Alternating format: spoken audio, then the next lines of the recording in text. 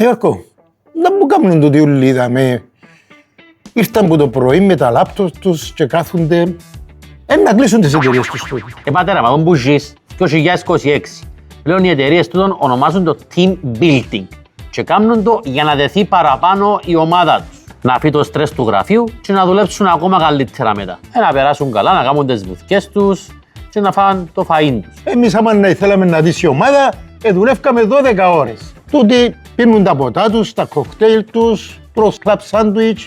Παιδιά, το 2026 οι εταιρείες ξέρουν ότι οι ομάδες τους για να αποδίδουν θέλουν έναν δυνατό restart. Εμείς στο Κοσμόπολης Pool Bar προσφέρουμε τη δυνατότητα στις εταιρείες να δέσουν τις ομάδες τους με ιδιωτικά πάρτι και παρουσιάσεις ή ακόμα και με διάφορα team building games. Μακριά από τη βαβούρα, μέσα στο πράσινο και με έναν μενού το οποίο μπορεί να ικανοποιήσει ακόμα και τον πιο ιδιότροπο πελάτη. Πίνοντας το ποτό τους, βλέποντας το πράσινο, χαλαρώνουν και δένουν καλύτερα. Όπως το γλυκό που δένει. Πες τους να κρατήσουν την ημερομηνία, γιατί στο τέλος, αν έρθουν όλοι, να ξυδίσουμε εμείς.